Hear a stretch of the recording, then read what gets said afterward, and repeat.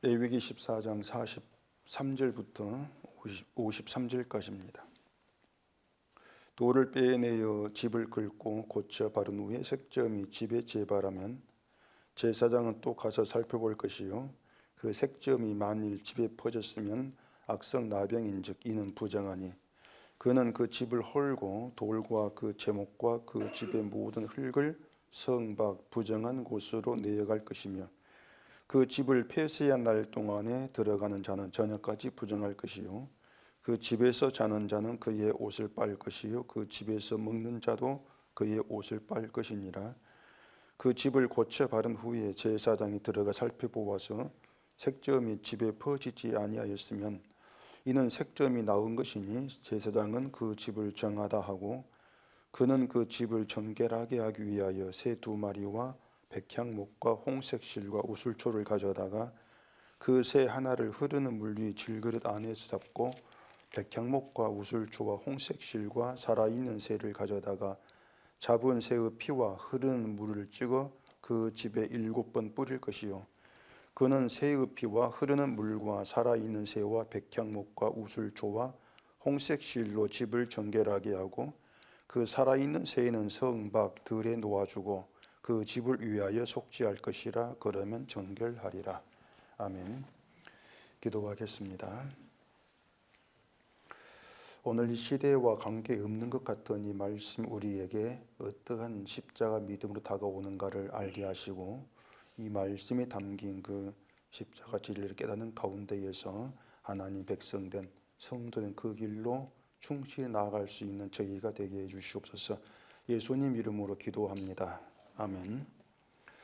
오늘 읽은 본문을 간략하게 말씀을 드리면 그 집에 나병이 이제 퍼져서 제사장이 부정하다 이렇게 선언한 뒤에 집을 헐고 돌과 제목과 집의 모든 흙을 성 밖 부정한 곳으로 내어가라 이렇게 말했죠. 그리고 그 집을 이제 고쳐 바른 후에 나병의 색점이 퍼지지 않았으면 집을 정하다.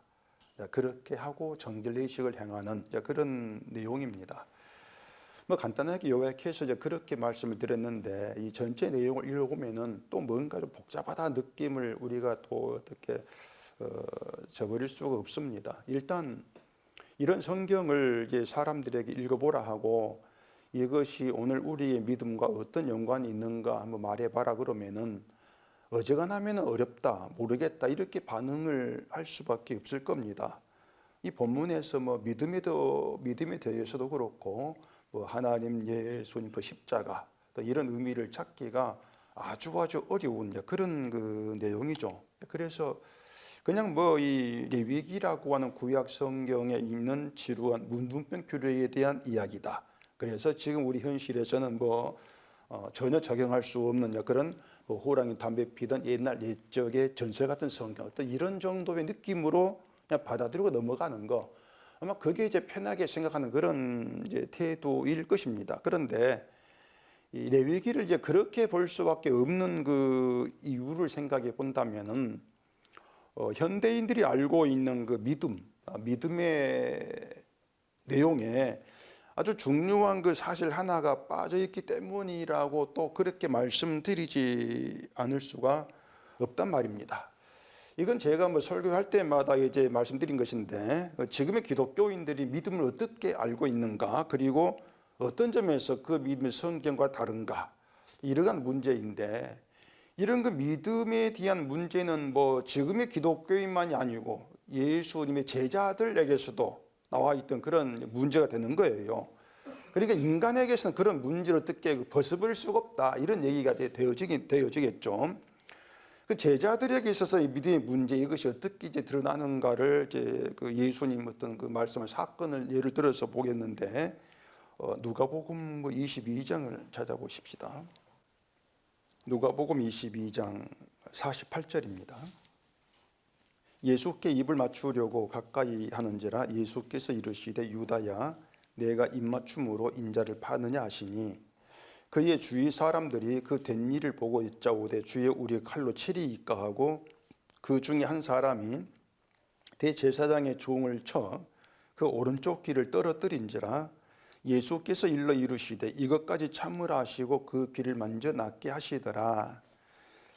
이게 무슨 내용인지는 대략 아실 것인데, 그 예수님이 이제 제자들과 함께 감람산으로 가셔서 기도를 이제 하시는 겁니다.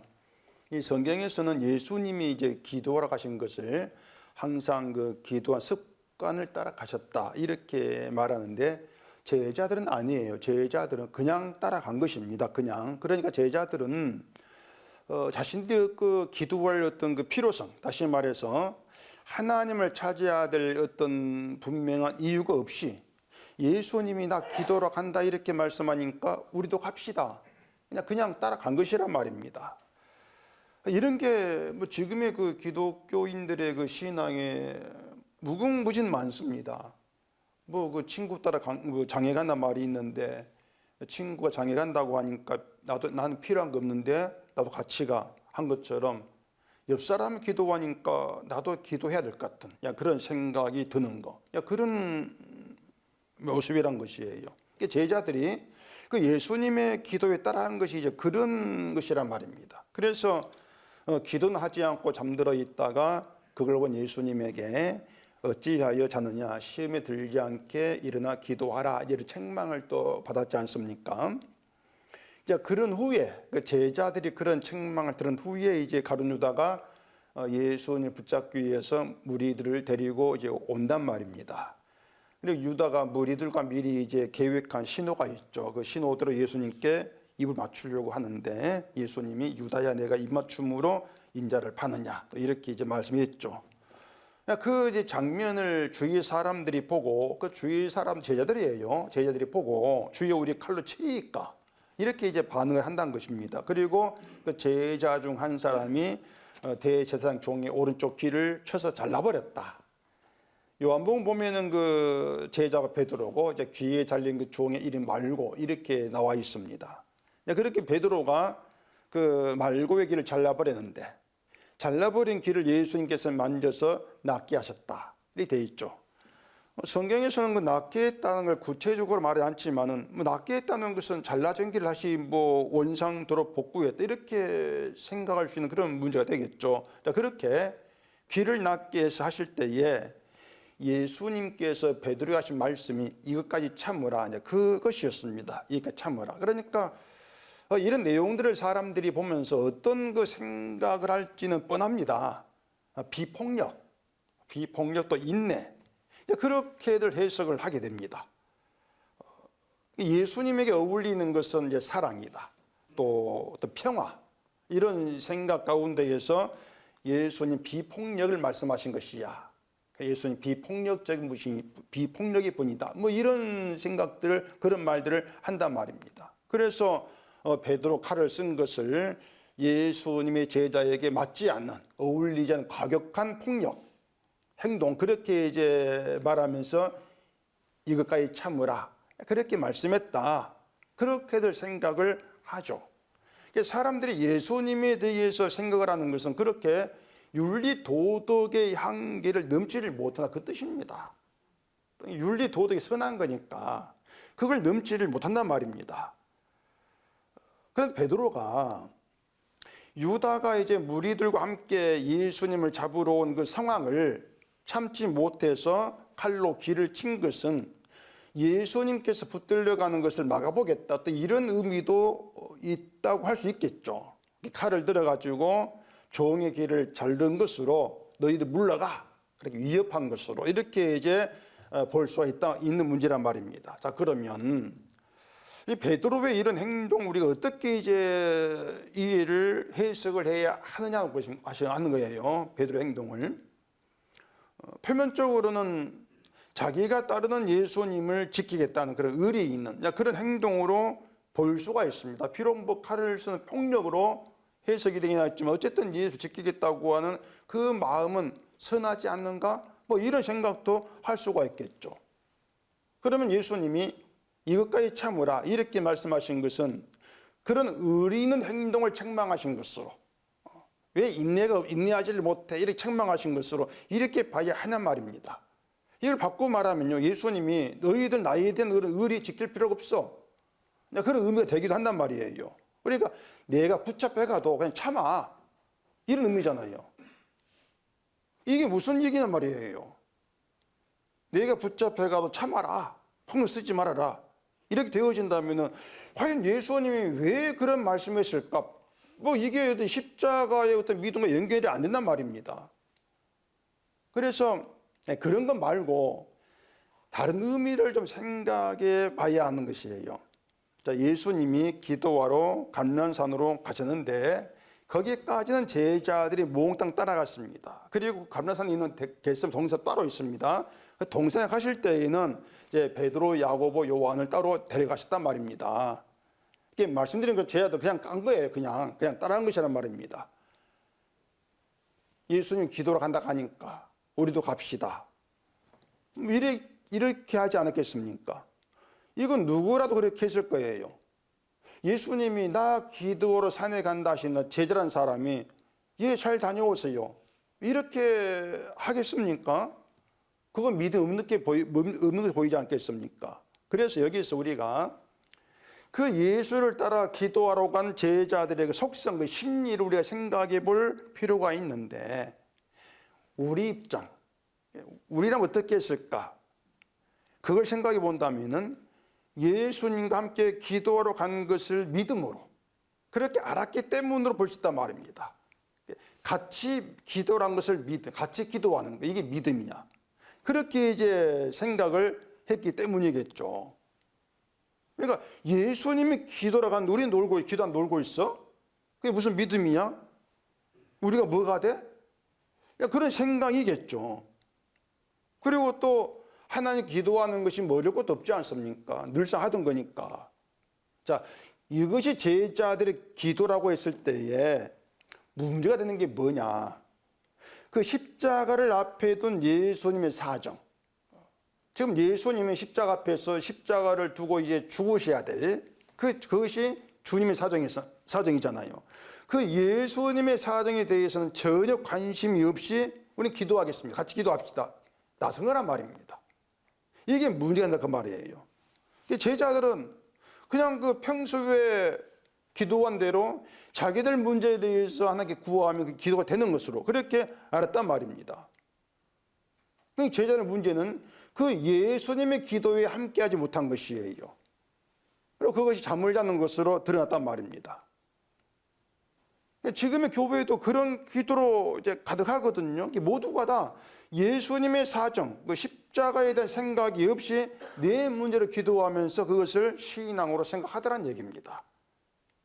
그게 제자와 같은 모습이란 얘기예요. 자꾸 예수님이 잠든 제자들에게 시험에 들지 않게 일어나 기도하라 이렇게 말씀했지 않습니까? 지금 제자들이 시험에 들었다고 할 수 있는 게 뭐냐? 잠을 잔 시험이다? 그건 아니에요. 뭐 기도하다가 얼마 잘 수 있지 않습니까?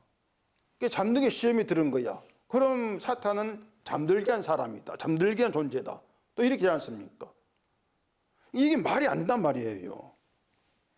그 제자들이 시험에 들었다고 말씀하신 것은 예수님을 따라가서 같이 기도하는 것을 믿음으로 안다는 것입니다.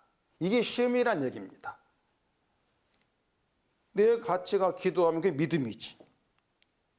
다시 말해서 예수님과 함께 가서 기도함으로써 그것으로 자기 믿음을 보이고자 하는 것, 이게 시험이 들어있는 것이에요.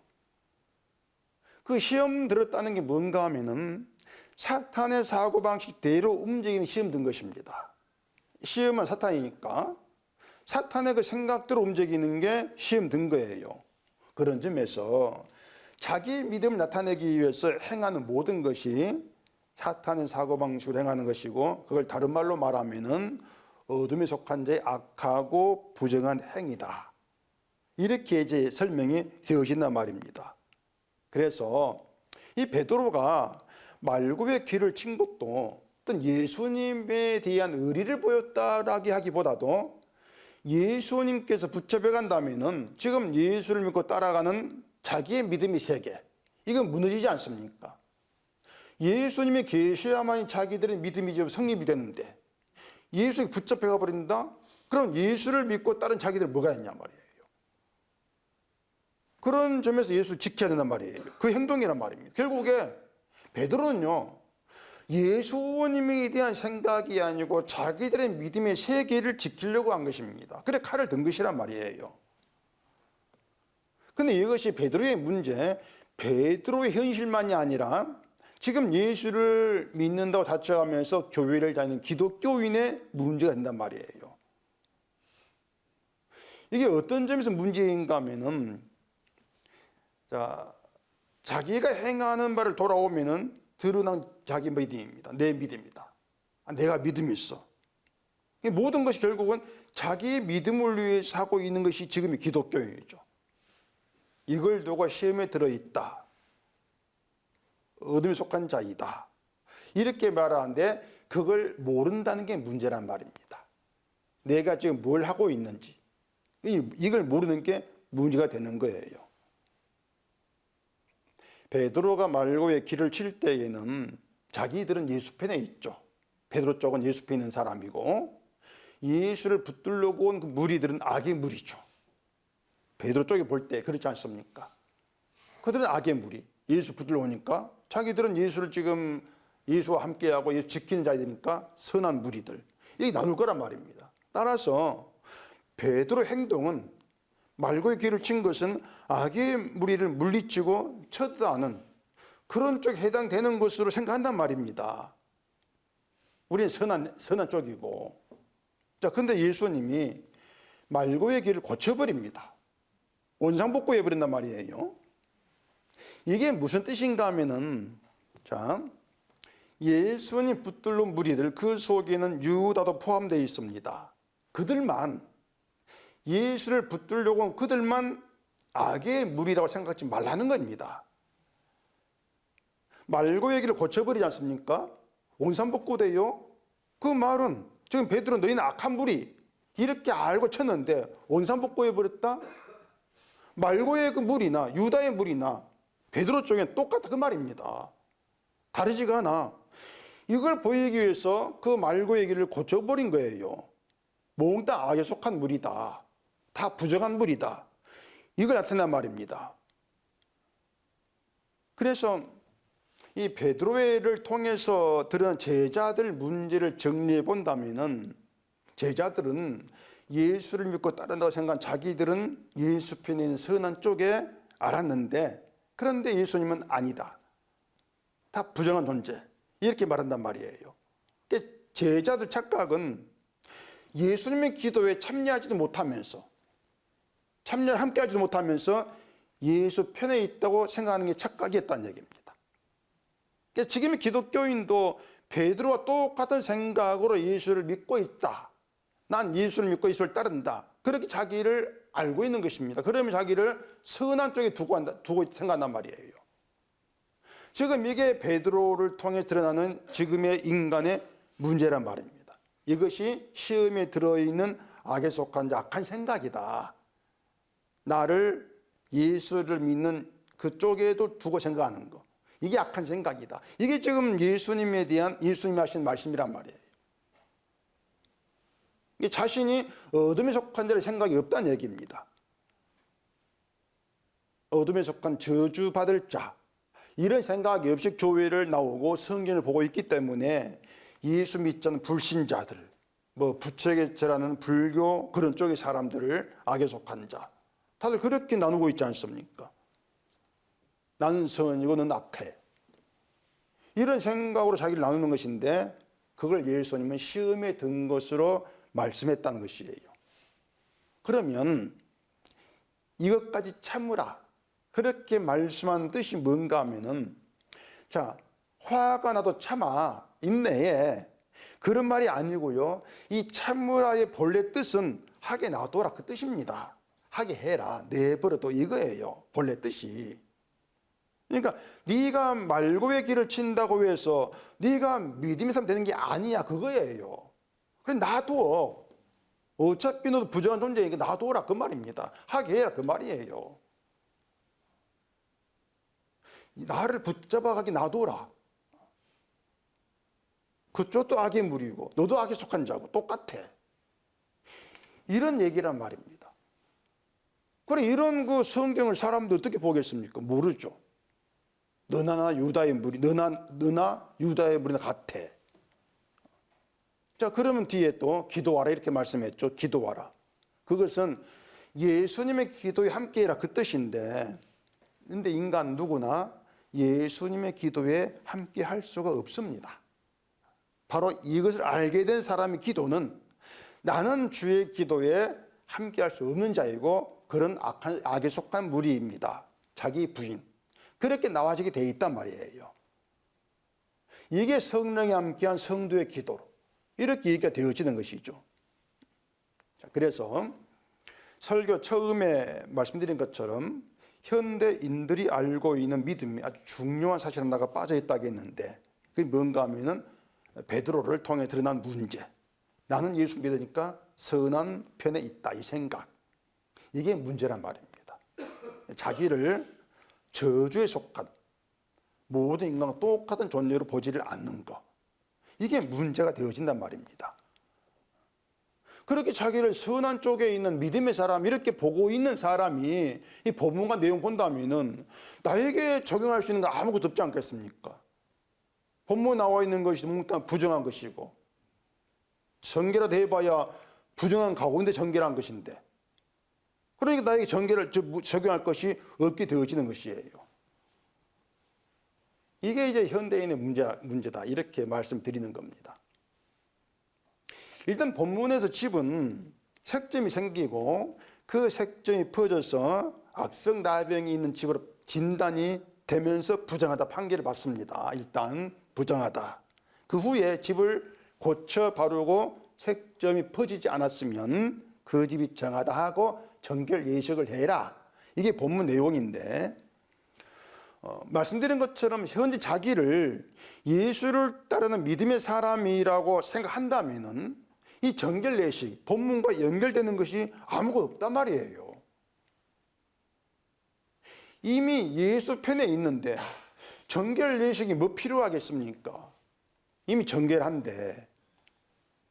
이 정결 예식이라고 하는 것도 일단 나병으로 부정하다 판단을 받은 뒤에 고침받은 다음에 해당되는 그런 내용인데, 결국 믿는 사람은 나 해당 안 해.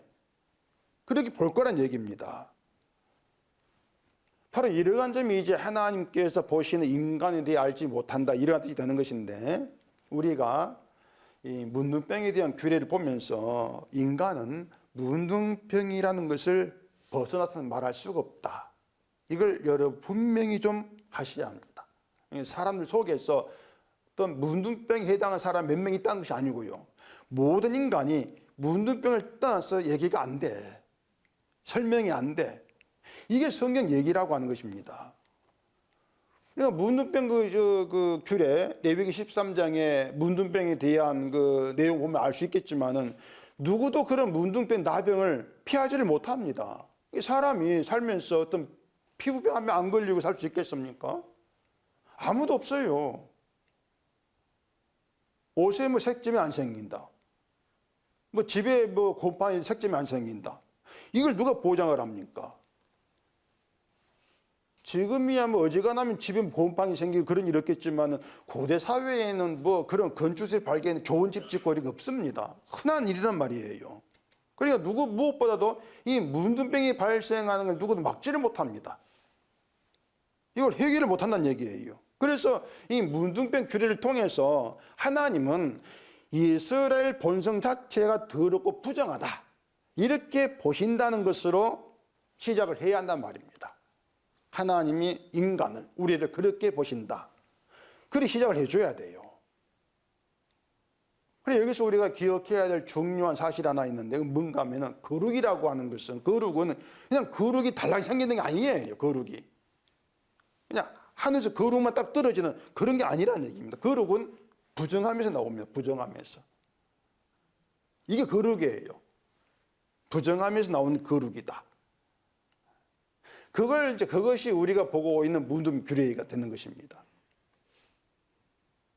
본문의 막 그 지배에 대한 것도 그렇거든요. 42절 보십시다. 그들은 다른 돌로 그 돌을 대신하며 다른 흙으로 집에 바를지니라. 돌을 빼내며 집을 긁고 고쳐 바른 후에 색점이 집에 재발하면 제사장은 또 가서 살펴볼 것이요 그 색점이 만일 집에 퍼졌으면 악성나병인즉 이는 부정하니. 자, 이 색점이 생긴 돌을 빼서 성박 부정한 곳에 갖다 버리고 다른 돌을 대신해 가지고 흙으로 바르라, 그런 내용인데, 그런데 그 색점이 재발해서 집에 퍼지면 악성나병이다. 그 색점이 재발하는 것을 누가 막냐 말입니다. 아무도 못 막아요. 부정함이라는 것을 인간이 막을 수 있는 재간이 없다는 얘기입니다. 또 그 뒤에 48절 보십시다. 그 집을 고쳐 바른 후에 제사장이 들어가 살펴보아서 색점이 집에 퍼지지 아니하였으면 그 이는 색점이 나은 것이니 제사장은 그 집을 정하다 하고. 자, 부정한 집을 고쳐서 바른 후에 색점이 퍼지지 않았으면 제사장이 정하다, 이렇게 이제 진단을 하는 것이죠. 그렇게 부정한 집으로 선언되었다가 정하다, 이게 순서예요.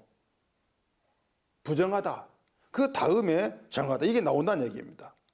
이렇게 뭔가 하면은 거룩은 부정함이 나온다, 부정에서 시작한다, 그 뜻이란 말입니다.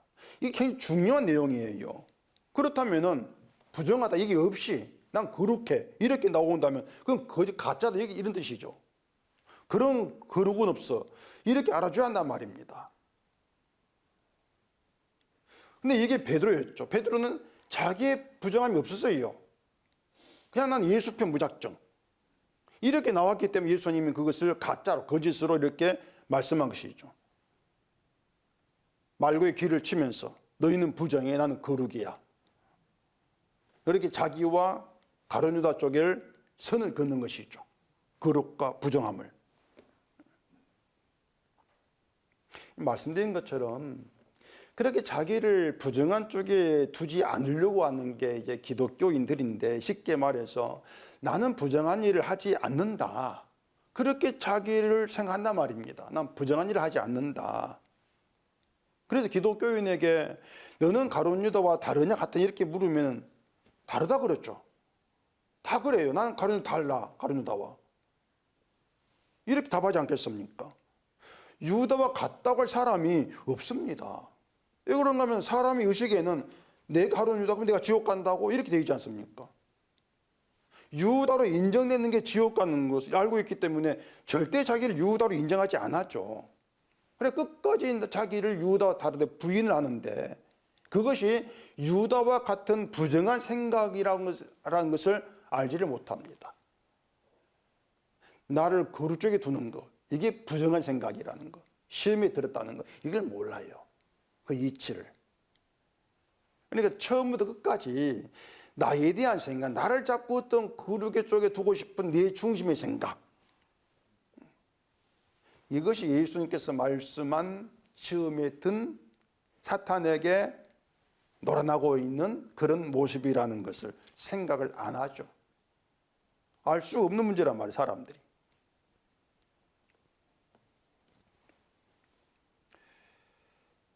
출애굽기 19장을 찾아보십시다. 출애굽기 19장 5절입니다. 세계가 다 내게 속하였나니 너희가 내 말을 잘 듣고 내 언약을 지키면 너희는 모든 민족 중에서 내 소유가 되겠고 너희가 내게 대하여 제사장 나라가 되며 거룩한 백성이 되리라. 너는 이 말을 이스라엘 자손에게 전할지니라. 거기 거룩한 백성이 되리라, 이 말은 되게 한다 그 뜻이지 않습니까? 거룩한 백성 되게 하겠다. 그러니까 거룩한 백성이 아닌 자들을 거룩한 백성이 되게 한다는 것입니다. 그러면 거룩에 반대는 부정하다, 더럽다, 이 뜻이지 않습니까? 거룩과 부정, 그 사이에 중간 영역은 없어요. 거룩하지도 않고 부정하지도 않고 중간 영역, 이건 없단 말입니다. 거룩하면 거룩한 것이고 부정한 부정한 것이지, 거룩하지도 않고 부정하지도 않고 어중간한, 이건 없습니다, 인간에게서. 그 계시록 3장에 보시면 라오디게아 교회에 하신 말씀에 네가 차지도 않고 덥지도 않고 덥지도 않다 하시면서 차든지 덥든지 하라, 이렇게 말씀하지 않습니까? 그러면서 미지근하다면 내 입에서 너를 토하게 내친다. 이 말씀이 있거든요. 그 차다 더웁다. 이걸 이렇게 생각해 보세요. 찬 상태에 있으면은 더운 걸 바라게 됩니다. 더운 걸 바라게 되죠. 그러면 찬 상태에 있는 자신을 더운 상태로 만드는 것이 무엇일까를 생각한단 말입니다. 덥게 되었을 때에 찬 상태에 있던 나를 더욱게 더운 상태로 만든 게 무엇일까? 이런 생각이란 말이에요. 그러니까 더운 상태에 있을 때 내가 어떻게 더운 상태가 되었지? 이렇게 생각하는 거. 이게 십자가라는 얘기입니다. 난 더워. 이게 아니고요. 차다면은 더운 걸 바라보는 것이고, 덥게 되었다면 차왔던 나를 덥게 만든 게 무엇일까? 어떻게 내가 더운 상태 되었지? 이런 생각하는 거. 이게 십자가라는 얘기입니다. 그런데 찬 것도 싫고 더운 것도 싫어. 난 미지근을 좋아. 이래 나온다면은 그 미지근 상태를 나를 위해서 내가 만들어요. 어떻게 만듭니까? 찬 것, 더운 것, 두 개를 미지근하려면 어떻게 합니까? 섞는 거죠. 섞으면은 미지근해진단 말입니다. 이게 무슨 말인가 하면은요, 사람은 누구나 자기를 완전하다 이렇게 말하지 않습니다. 난 완전해 이렇게 말할 사람이 없어요.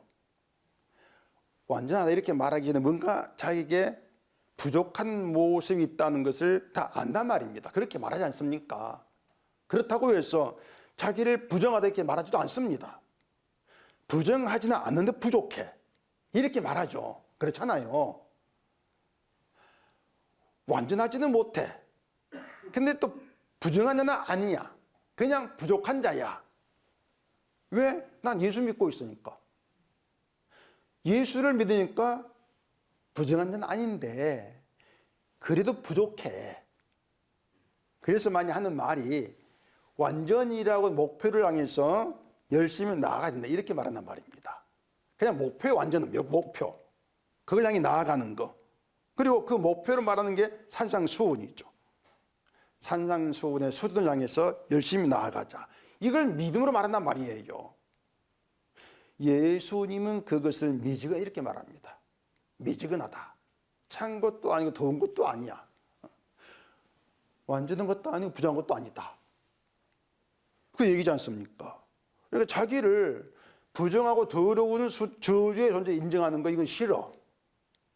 그렇다고 해서 완전하고 거룩한 성도로 말하기엔 또 부끄럽고 미안해. 그래서 가장 좋은 것이 찬 것, 더운 것 섞어가지고 미지근해진 거, 난 부족합니다. 이렇게 나오는 거. 완전을 향해 나아간다. 성화되어 간다.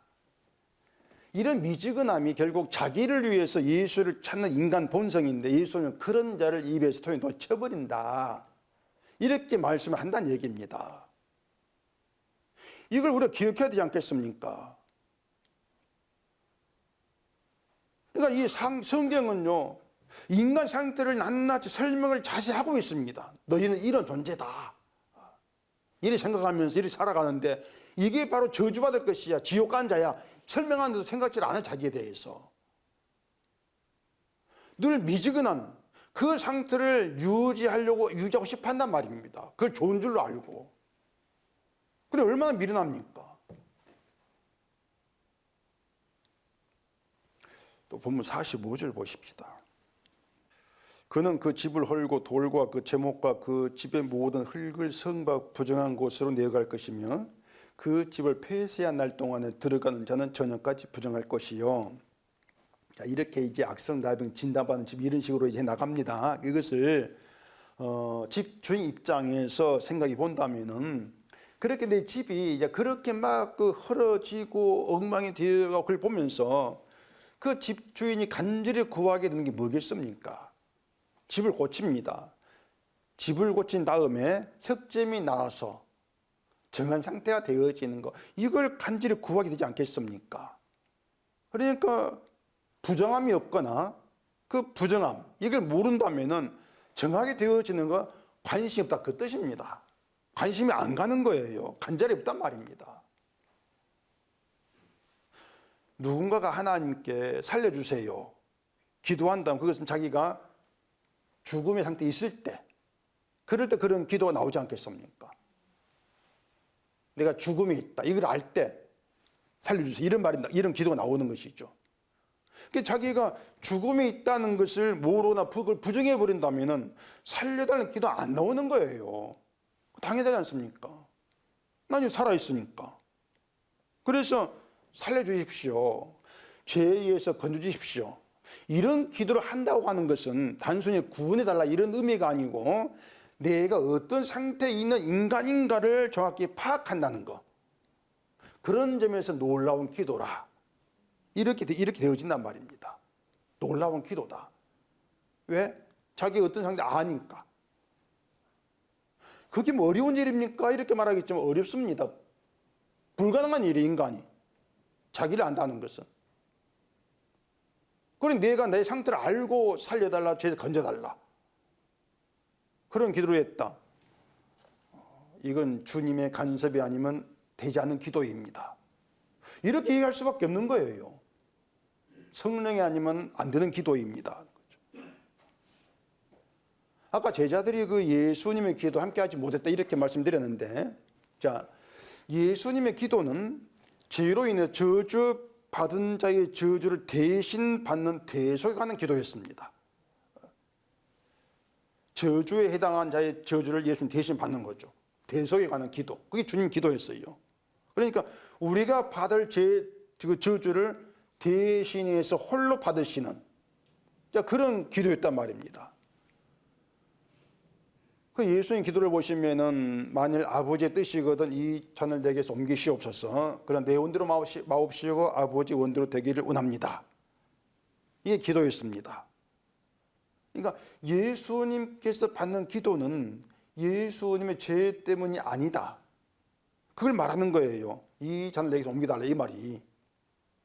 이 저주 내 죄로 인한 저주가 아닙니다. 이걸 들은 것이죠. 그렇지만 아버지 원대로 되기를 원합니다. 이렇게 기도하시는 것은 아버지가 원하는 일이 예수님이 저주받는 것이다. 이걸 말씀하지 않습니까? 온통 저주와 연결된 기도란 말입니다. 저주받는 거. 그런데 이 제자들이 예수님을 따라오기는 했는데, 따라왔는데 자기들이 저주받을 자라는 걸 몰라요. 주님의 기도에 자기들이 해당되어 있다, 들어있다는 거, 이걸 모른단 말입니다. 그러니 기도한다고 따라오긴 했는데 주님의 기도에 함께하지 못한 결과 되어진다는 얘기예요. 그러니 기도한다고 할지라도 그냥 자기 소원을 말하는 게 전부가 되겠죠. 그건 기도가 아니라는 얘기입니다. 그게 제자들이 잠들었다는 것으로 드러난 것이죠. 결국에 자기가 저주받을 자인 걸 모르면 인간 상태, 그 더러운 부정한 자, 그게 인간 상태 이걸 모르면은 예수님의 기도가 무슨 기도인가를 알 수가 없습니다. 주님의 기도가 내 소원과는 다르게 내 저주, 내가 저주받을 자, 바로 이걸 대신 지는 그 기도였다. 이걸 알 수가 없는 거죠. 그러니까 내 소원 들고 주께 하는 찾으면 기도가 된다는 것으로 안단 말입니다. 그게 시험 든 것이다. 그렇게 말씀하신 것이에요. 그게 시험 든 것이다. 자기의 저주를 모르고 기도한다. 내 소원 들고 이게 시험 든 거야. 그건 믿음이 아닌데 믿어 알고 있는 거. 다시 말하자면 성경은 레위기에 문두면 규례는 우리를 저주받은 부정한 규례, 존재 이렇게 말한다고 하는 것입니다. 다시 말하면 그것만큼은 분명히 하셔야 돼요. 우리에게 대해서. 그것만큼은. 그래서 그 하나님 앞에서 귀한 것은 내가 아니다. 아니 부정한 자인 내가 하나님께 귀하게 여김 받겠습니까? 내가 아니에요. 내가 아니라 부정한 나의 모든 저 대신인 주의 피가 귀한 것이죠.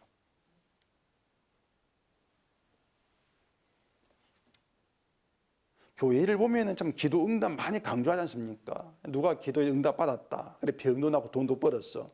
사람들이 그런 말을 자꾸 듣고 또 듣다 보면은 그게 점점 수긍이 되는 겁니다. 수긍되면서 나도 기도를 해야 되겠네. 뭔가 그런 확신이 자꾸 빠지게 되는 것이에요. 이 사람도 응답받고 저 사람 응답받고 그래 부자 되고 돈 벌고 이 듣다 보니까 자꾸 나만 뭔가 뒤처진 것 같은 그런 느낌들. 지금의 그 인간의 믿음이 그런 수준입니다. 그래 사람이 사탄의 어떤 개를 이긴다 못 이겨요. 내가 나를 못 이기는데 뭐. 또 재미있는 성경 또 얘기 하나 있는데 누가복음 11장 찾아보십시다. 누가복음 11장 24절입니다. 더러운 귀신이 사람에게서 나갔을 때에 물 없는 곳으로 다니며 쉬기를 구하되 얻지 못하고 이에 이르되 내가 나온 네 집으로 돌아가리라 하고 가서 보니 그 집이 청소되고 수리되었거늘 이에 가서 저보다 더 악한 귀신 7을 데리고 들어가서 거하니 그 사람의 나중 형편이 전보다 더 심하게 되느니라. 자, 더러운 귀신이 사람에게서 나갔다가 들어갔다가 들락날락합니다. 지 맘대로. 우리 그걸 못 막아요. 절대 못 막습니다. 그 사람을 집으로 예수님이 비유합니다. 집으로. 일단 이 집은 귀신이 마음대로 들락날락거린다. 그게 우리예요. 그렇게 아셔야 합니다. 이게 인간 마음 상태입니다. 내 속을 깨끗하게 청소하고 수리하면, 그러니까 내 속을 뭐라 할까요? 막 기도 성경 보면서 깨끗하게 만들고 그렇게 되어지면은 귀신이 가히 못 들어오겠지. 큰 오산입니다. 귀신 더 좋아합니다. 그런 상태를. 더 좋아가지고 오히려 7배 더 악한 귀신 데리고 오죠. 그러면서 그 상태가 나중에 더 심하게 더러워졌다. 이렇게 말씀한단 말이에요. 본문에서 집에 색점이 생기고 생기지 않는 것은 우리 능력 밖이라 그랬습니다. 색점 우리가 못 막습니다. 하나님 우리 인생에 색점 생기게 하는데, 내 안에 색점 생기게 하는데 우리는 그걸 못 막아요. 그것처럼 귀신이 나에게 들어오는 것을 우리가 막을 재주가 없어요. 아예 귀신이 내게 들어왔다. 이것조차 우리는 알지를 못합니다. 여러분 느낌력 귀신이 내게 들어왔다는 것을 못 느끼지 않습니까? 한 예를 말씀드릴게요. 살아가면서 이게 죄다. 그래 생각된 일을 했습니다. 그럴 때 그냥 덤내 넘어가지 않지 않습니까? 내가 믿음이 살아 이런 일을 했어. 내가 믿음이 없나? 내가 내 행동 좀 고쳐야 되나? 이런 생각들. 이게 뭐냐면 귀신 들어와 있는 거예요. 근데 그걸 그렇게 알지 않지 않습니까? 자꾸 내가 뭔가를 고쳐야 될 것처럼 알잖아요. 귀신 들어와 가지고 잘 놀고 있는 겁니다, 지금. 이 사람들은 귀신 들락날락 우리가 모릅니다. 그 재밌지 않습니까? 우린 귀신 들어오면 알아챌 거야.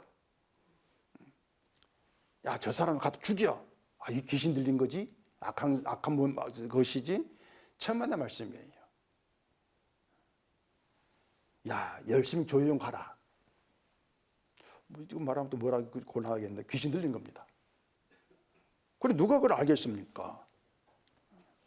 예수님이 마음이 청결한 복이 있는 천국 저희 것이다 이렇게 말씀했는데, 사람들은 또 복이 있는 되겠다고 또 나오지 않습니까? 난 복이 있는 자 될래. 그러면서 어떻게 합니까? 마음이 청결해지겠다. 이렇게 나오잖아요. 목사도 그렇게 설교를 합니다. 그리고 마음이 청결하게 되기 위해서는 기도회라, 성경 읽어라, 묵상이라, 선을 행이라, 또 이렇게 방법을 말한단 말입니다. 그런 것들이 귀신이 악한 귀신 7을 데리고 들어와서 잔치하고 신나 회식하는 겁니다. 속에서. 이렇게 말해줘도 이해를 못하죠. 왜? 난 믿음을 살겠다 작정하는 것이, 열심히 내려고 하는 것이 이게 귀신 들린 것이야? 이해를 못한단 말입니다.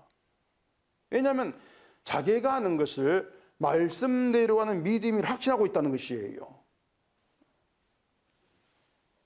지금 기도하게 성경 보기 이 모든 것을 성령이 들어와 가지고 나 다스리는 거 이렇게 생각하는 것이지, 시험 들어 가지고 귀신 다스리는 것이야 이런 생각 안 한단 말입니다.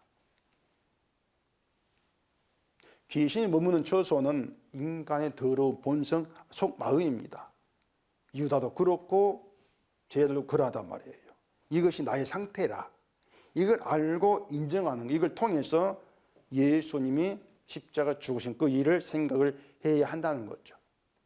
그래야만이 나는 예수 믿는 자, 그런 나의 주장 대신 예수님이 십자가에서 피 흘려 죽으시는 저 죽음이, 그 죽음이 누구의 죽음을 대신한 것인가? 예수님이 저주받은 그 저주가 누구의 저주를 대신한 것인가? 그런 생각을 할 수 있단 말이에요. 그럼 나의 저주, 나의 죽음이구나. 그렇게 나를 보게 되어진단 말입니다. 나의 죽음을 대신한 죽음, 이게 십자가야. 이런 결론 얻어내면서 육신으로의 나의 자랑은 죽는 것이고 예수님 십자가만 자랑이 되는 거죠. 그런 성도로 가게 된단 말입니다. 바로 이것이 자기를 죄인의 귀수로 고백한 바울의 자랑이었습니다. 십자가만 자랑하는 거. 그게 바울이었어요. 성도는 십자가를 믿는 자가 아니고 십자가를 자랑하는 겁니다. 물론 십자가를 믿는 게 성도죠. 그런데 그 믿음이 나에게로 향하면 안 된다는 얘기예요. 그 믿음이.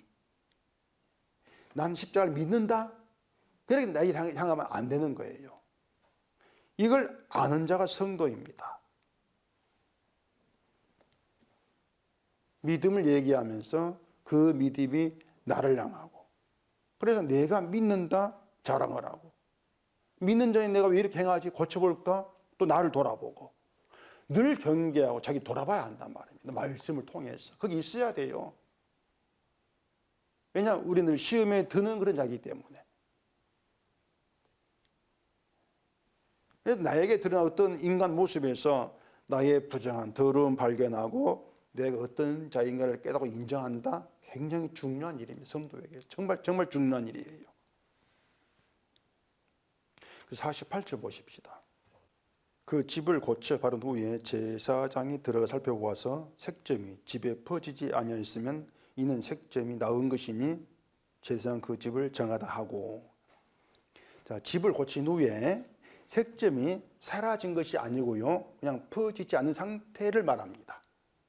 색점은 그대로 있습니다. 없어진 게 아니에요. 그대로 있어요. 따라서 거룩하다고 한 그 집에 거하게 되겠죠. 이제 들어가서 거하게 되면서 색점은 계속 보이지 않겠습니까? 있으니까 그 색점은 계속 바라볼 것이고 그것이 집의 본래 상태였다. 그러니까 내게 색점이 보게 되어지면서 이게 나의 본래 상태였다. 그걸 잊지를 않단 말입니다. 이게 성도인 거예요. 그것이. 성도 착각하면 안 됩니다. 성도는 색점이 있는 상태예요. 죄가 있는 상태. 이게 성도란 말입니다. 그렇게 부정한 집에서 거룩한 집이 되어진 것이고 그 과정이 들어가는 것이 재물의 피란 얘기입니다. 재물의 피가 들어가서 부정함에서 거룩으로 고침받았다는 것입니다. 이것을 정결례식에 등장하는 새 두 마리를 통해서 얘기하고 있는 것이죠. 새 한 마리는 잡아요. 다른 한 마리는 죽은 새의 피를 바르고 들이 놓아주라 합니다. 그러면은 그 살아나서 자유로 얻은 그 새는 죽은 새 덕분에 죽음에 건진받았지 않습니까? 그래 날아가지 않습니까? 이게 예수님과 성도의 관계라는 얘기입니다. 성도라고 하는 것은요, 평생토록 예수님이 대신 죽으셨다. 피의 흔적, 이걸 속에 새기고 살아가는 자, 이게 성도인 것입니다. 그냥 그렇게 사는 거예요. 이게 집에서 지워지지 않는 색점에 해당한단 말입니다. 죄가 있는데, 죄 있으면 색점이 있는데 그 죄를 대신해서 죽임을 당한 예수님의 피가 함께하고 있단 말입니다. 피가 함께해요. 피 안에 있는 것이에요. 그래서 죄로 인해 부정하다, 이건 없습니다. 이건 없고 예수의 피로 인해서 정하다, 거룩하다, 이렇게 인정받고 살아나가는 게 성도입니다. 죄가 있는데, 이해가 되시죠? 죄가 있는데 그 죄로 인해 정죄를 안 받아요. 그 색점이 퍼졌으면은 악성나병이고 퍼지지 않았으면은 정죄를 이렇게 말하지 않습니까? 색점이 퍼졌다고 하는 건 색점이 활동한단 말입니다. 죄가 활동을 해요. 죄가 활동을 하면은 그 죄로 죽은 자예요. 근데 예수 안에서 죄가 있는데 죄가 활동 못 합니다. 예수님 의가 활동을 하죠. 그게 색점이 퍼지지 않는 상태란 말입니다. 그냥 그대로 있는 거예요, 그냥. 이해가 되시죠? 그래서 성도라고 하는 것이 주 안에 있다는 것이 얼마나 복되냐 그 말입니다. 부정한 자에서 거룩함 되어지고 죄가 있는데 그 죄가 힘을 못 쓰다. 정죄를 못한다. 대신 예수 주의 피 우리를 의롭게 해서 의로만 해서 거룩한 자로 그렇게 평생을 나아가게 되어지는 것. 이게 성도됨이다. 이걸 성경에 얘기하고 있단 말입니다. 이게 얼마나 중요한가 하면은 레위기 13장 14절 규례 문둥병 규례를 통해서 이렇게 자세하게 말씀을 하고 있는 것이죠. 다시 얘기할게요. 성도와 죄가 있는데 죄는 있는데 그 죄를 대신해 가지고 죽임을 당한 주의 피가 함께한다. 그래서 성도에게는 자기 육신으로 인한 자랑이 있을 수가 없다. 성도는 세상을 날아다니는 피 묻은 새다. 그래 보시면 돼요. 피 묻은 새다. 내가 뭘 할까요? 그냥 피 묻은 새로 날아다니세요. 그거예요. 뭘 하는 게 없단 말입니다. 나에게 지워지지 않는 색점, 내가 저주받은 부정한 자임을 드러내서 보게 하는 문둥병의 색점. 우리가 살아갈 때 인생의 모든 일들이 색점으로 된단 말입니다. 늘 얼마나 불평이지 않습니까? 그 색점 보면서 주의 피의 은혜가 얼마나 귀한가 이걸 생각하라 그 말입니다. 피가 아니어서 나는 그냥 저주속에 죽은 자이지. 그거예요. 그러면서 내 한 일이 아니라 주가 행한 일. 그것만 생각하게 되어진 이런 성도. 그렇게 사는 것이 성도로 일하는 것이란 말입니다. 내가 일한 게 아니죠. 성령이 하게 하신 일이죠. 이런 성도가 예수님 피부보다도 자기가 한 일을 더 가치 있게 여기지 않지 않겠습니까?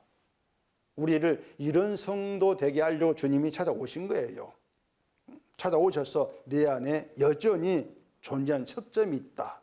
이걸 보게 하시고 난 더러운 색점 있는 자구나. 이리 시작하게 해서 이런 더러운 나를 위해서 주님 피 흘렸습니다. 이런 증거가 있게 하신단 말입니다. 이게 주를 위해 사는 것이다. 이게 성경이에요. 그래서 내 안에 있는 색점을 없는 척 하는 게 아니고요. 그대로 고백하는 겁니다. 난 색점이 있습니다. 모든 사람이 색점 있는 데는 모이는 교회란 말입니다. 난 색점이 있어요. 그것이 진실 내 모습입니다. 고백하게 하시면서 그런 나에 대한 주의 일을 나타내게 하시는 거. 이게 주의 일이다. 그런 이해가 있어야 한단 말이에요. 성도에 대해서. 그래서 믿는 자로 살아보겠다고 설치는 것이 나서는 것이 귀신이 들어와 가지고 잔치하는 다스리는 그런 거에 해당이 되는 것이다. 좀 아는 것을 알자 그 말입니다. 신앙생활 잘해야지. 그러면 하나님이 좋은 길로 인도하시지. 이건 없습니다. 하나님은 사랑이니까 하나님 믿으면 돼. 귀신이 들어와 가지고 설치는 것, 시험이 들고 있는 것입니다. 사람은 귀신을 예수 믿지 못하게 하는 걸 알고 있는데 그게 예수를 믿지 않은 거예요. 믿음이 없는 거란 말입니다. 지금 보면은 기독교인들 다 그런 사탄을 계략에 놀아나고 있죠. 보시면은 따지고 보면은.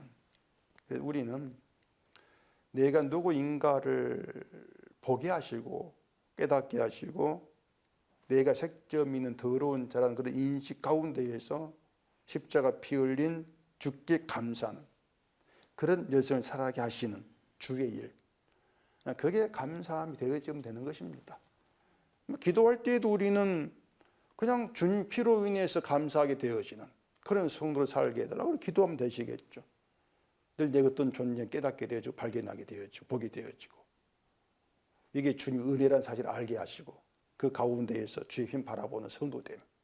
그것도 내가 되는 것이 아니고 주님 하신 일입니다. 그런 고백이 있는 것. 그런 고백조차도 주님의 은혜입니다. 늘 그런 감사함이 있기를 바랍니다. 기도하겠습니다. 우리 아버지 하나님, 오늘도 말씀을 통해서 인간이 어떠한 존재인가를 제자들 이해를 통해서도 알게 하심을 감사합니다. 우리는 부정함이 없이 거룩한 형제가 되지 않습니다. 부정함에 건지신 주의 은혜 때문에 거룩한 자 있게 되어지는 것이고, 이것이 우리 감사의 이름을 알게 하시면서 늘 주의 피 앞에서 나의 부정함, 색점 있는 모습 보게 하시고, 그 가운데에서 주의 피가 나를 생명의 의에 이르게 했다는 오직 그 사실 안으로 감사하는 저희가 되게 해주시옵소서. 예수님 이름으로 기도합니다. 아멘.